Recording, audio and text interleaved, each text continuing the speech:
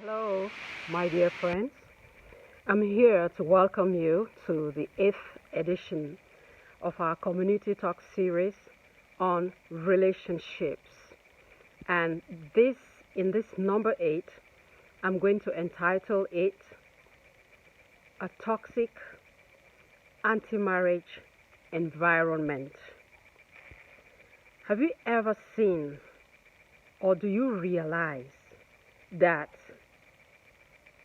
there are some societies that don't seem to make progress, where there is no harmony and there are too many accidents, and even the news is very bad news most of the time? I want to suggest to you today that in one of those societies that I know, this, I believe, is because family is not respected, is not cherished. Family life is not cherished and respected by the members of that society. You know, before God created the world, before God created human beings, He had everything ready that human beings will need to live a wholesome, harmonious life on earth. Everything was created, and the humans were the last of His creatures, the most precious of all. Family, like I said in one of the previous editions, is a gift of God to humanity. It is a taste of heaven on earth. In a society where family is not respected, cherished, has not been given its place for its members to be the best they could be, if we had ears to listen, we will hear the young people expressing frustration. Politics is not going well in that society. Business opportunities are reduced, they are narrowed down. There's a lot of confusion going on. And even the young people, even the children, they are not really happy. They are not really happy. And the real root of all of this is that family has been trampled upon. Family has been overlooked, underlooked. Let me give you some examples of what I'm saying. And if this applies to the society that you grew up in or that you live in, it may be the key.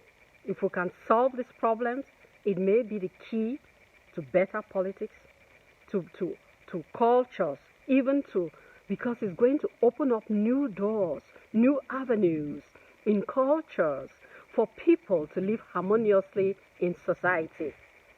Let me give you some examples. I think before I give you an example, let me quote from the Bible first. When you read the Bible in the book of Proverbs, chapter 19, there are two verses in that chapter. It's 9 and 19. No, I'm sorry. It's Proverbs 21. Proverbs 21, verse 9 and 19, they're saying the same thing. And when you hear a repetition, you know it's a serious problem that God wants to call our attention to this. It says, I am paraphrasing, that it is better for a man to live at the corner of a rooftop than to live with a contentious woman. It goes on in verse 19 to emphasize that statement, that verse, that meaning, that message, by saying that it is better for a man to live in the wilderness, in the forest, in the desert, than to live with a contentious wife or woman. A contentious wife or woman is that type of woman who causes arguments, disagreements wherever she passes. If that could be said for one man alone, and you imagine a society that is toxic to marriage, then tell me how you can progress. Tell me how you can be peaceful in that society. Without peace, you cannot become who you need to become. It were better for you to even live in the forest than to live in that society quietly with your family. Let me give you some key snapshots here and there. And let's begin with God's house. The Bible says judgment will begin at God's house. In that society, at the very entrance of the church, on a day when they are holding church, on a Sunday, right at the door, the usher shows his hand, one to the right, one to the left. So you come together as a family and point to the right or to the left for the men and right or left to the women. The families are separated right at the door. That must say a lot. These things have been going on quietly in this society, and because people grew up seeing it like that, they don't think anymore that there's something wrong with it. There's something completely, totally wrong with it. I even say it's satanic. It's okay to understand that children could be asked to go to a class where children are being taught, but afterwards to come back to their parents. That's where they belong. You got to sit together. In that church, therefore, people are seated just in that way. In that same society, people go to parties or to other social activities. A husband could be sitting somewhere with other people, and a wife could be sitting somewhere with other people. Do you know what is going on? What messages they are receiving from different people that may not be messages that uphold their union? Think about it. In that same society, people go to parties for dances, and don't be surprised. A man stands up and takes the woman that is not his wife to dance with. Or a woman stands up and takes a man that is not her husband to dance with. It begins to look like it's normal because people are doing it. In that same society, before someone accepts an invitation, they do not consult their partner. Indeed, if that man says, "Oh, okay, before I give you my word, let me ask my wife first," they would tell him that he is being controlled by his wife. No, no, no, no. That is a normal thing to do. That same society, they hold back the man for a job in the office. And it is dinner time. You know, eating together is also an intimate activity. You know, it is quite an intimate activity, people you eat with. If you are held back during dinner time, frequently, in that society, it happens frequently. The higher your level, the more frequently it happens. And you are held back because of your job. Already, they're not including your wife in the package. And that is a society that really undermines family.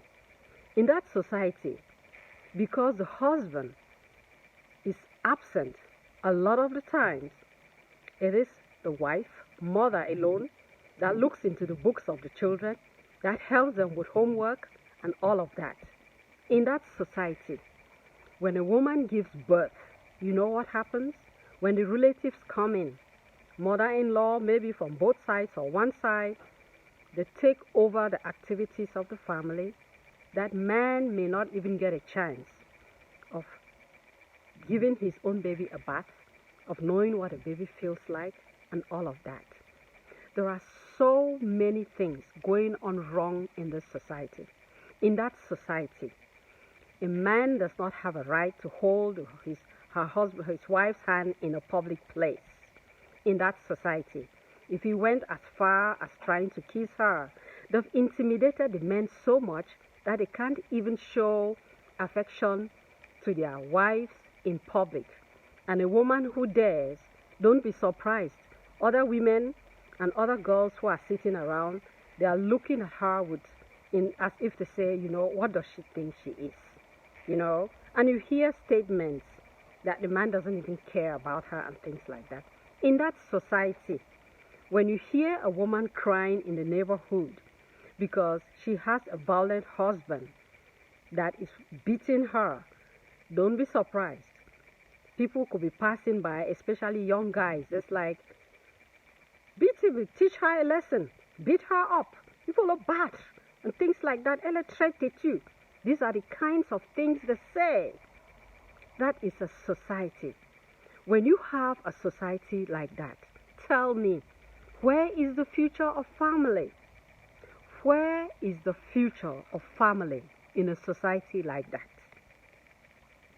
This particular edition is very, very important, because when the environment cannot promote that which is good, when we cannot be each other's keeper in a society like that, then don't expect that if something is going wrong, somebody else can help you, somebody else can give a helping hand.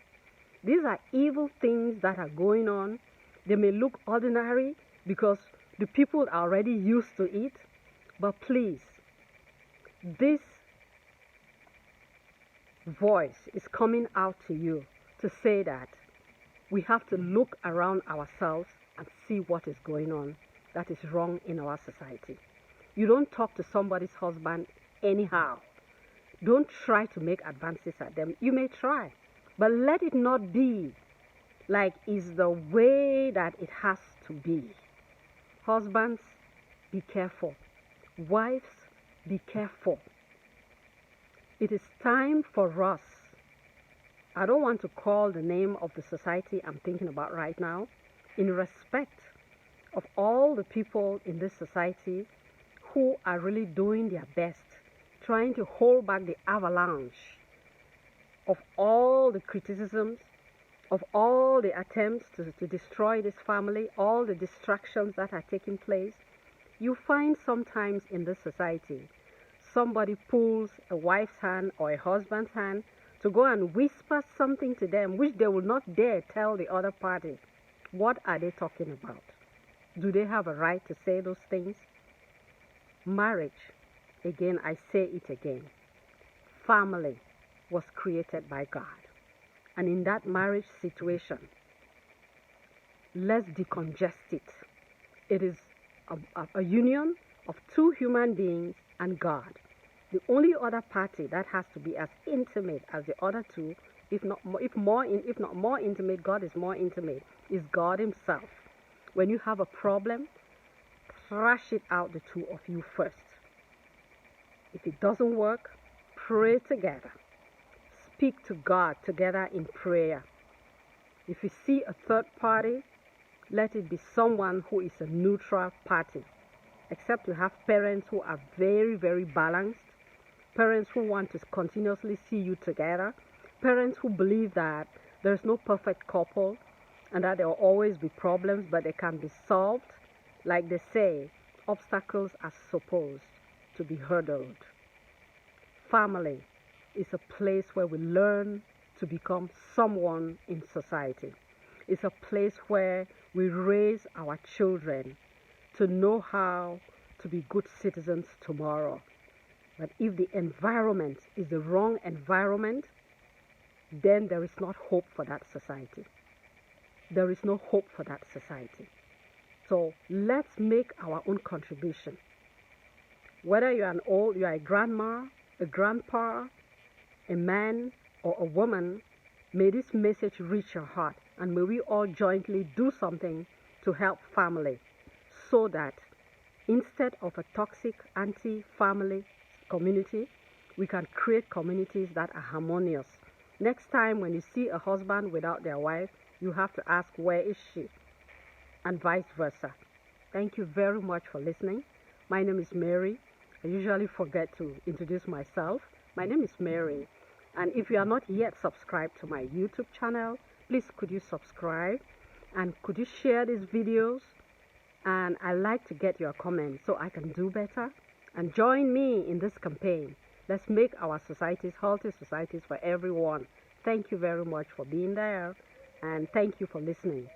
May the Lord bless you and bless your family. I'm praying for you too. Pray for mine.